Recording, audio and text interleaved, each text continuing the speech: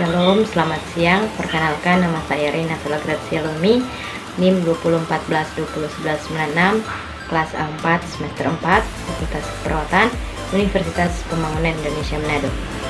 HIV atau Human Immunodeficiency Virus adalah virus yang merusak sistem kekebalan tubuh dengan menginfeksi dan menghancurkan sel CD4. Jika makin banyak sel CD4 yang hancur, daya tahan tubuh akan semakin lemah sehingga rentan diserang berbagai penyakit.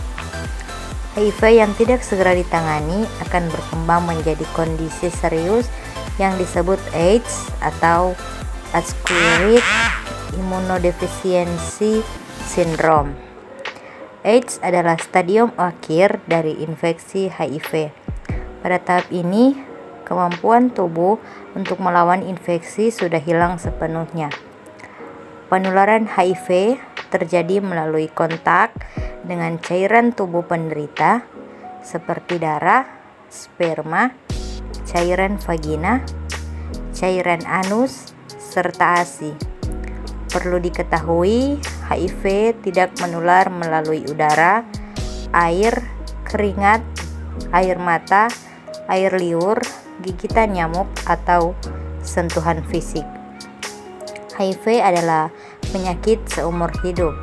Dengan kata lain, virus HIV akan menetap di dalam tubuh penderita seumur hidupnya. Meski belum ada metode pengobatan untuk mengatasi HIV, tetapi ada obat yang bisa memperlambat perkembangan penyakit ini dan dapat meningkatkan harapan hidup penderita. Gejala HIV dan AIDS. Kebanyakan penderita mengalami flu ringan pada 2-6 minggu setelah terinfeksi HIV. Flu bisa disertai dengan gejala lain dan dapat bertahan selama 1-2 minggu. Setelah flu membaik, gejala lain mungkin tidak akan terlihat selama bertahun-tahun meski virus HIV terus merusak kekebalan tubuh penderitanya sampai HIV berkembang ke stadium lanjut menjadi AIDS. Pada kebanyakan kasus, seseorang baru mengetahui bahwa dirinya terserang HIV setelah memeriksa diri ke dokter akibat terkena penyakit parah yang disebabkan oleh lemahnya daya tahan tubuh.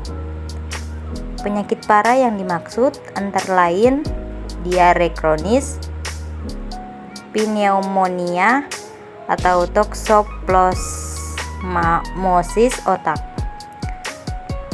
Penyebab dan faktor resiko HIV dan AIDS. Penyakit HIV disebabkan oleh Human Immunodeficiency Virus atau HIV sesuai dengan nama penyakitnya. Bila tidak diobati, maka HIV dapat makin memburuk dan berkembang menjadi AIDS. Penularan HIV dapat terjadi melalui hubungan seks vaginal atau anal, penggunaan jarum suntik, dan transfusi darah. Meskipun jarang, HIV juga dapat menular dari ibu ke anak selama masa kehamilan, melahirkan, dan menyusui. Beberapa faktor yang dapat meningkatkan risiko penularan adalah sebagai berikut: berhubungan seksual dengan berganti-ganti pasangan dan tanpa menggunakan pengaman, menggunakan jarum suntik bersama-sama, melakukan pekerjaan yang melibatkan kontak dengan cairan tubuh manusia tanpa menggunakan alat pengaman diri yang cukup. Lakukan konsultasi ke dokter bila Anda menduga telah terpapar HIV melalui cara-cara di atas, terutama jika mengalami gejala flu dalam kurun waktu 2-6 minggu setelahnya. Pengobatan HIV/AIDS. Penderita yang telah terdiagnosis HIV harus segera mendapatkan pengobatan berupa terapi antiretroviral atau ARV. ARV bekerja mencegah virus HIV bertambah banyak sehingga tidak menyerang sistem kekebalan tubuh. Pencegahan HIV/AIDS.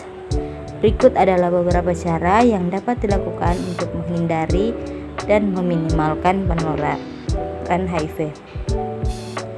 Tidak melakukan hubungan seks sebelum menikah, tidak berganti-ganti pasangan seksual, menggunakan kondom saat berhubungan seksual, menghindari penggunaan narkoba, terutama jenis suntik.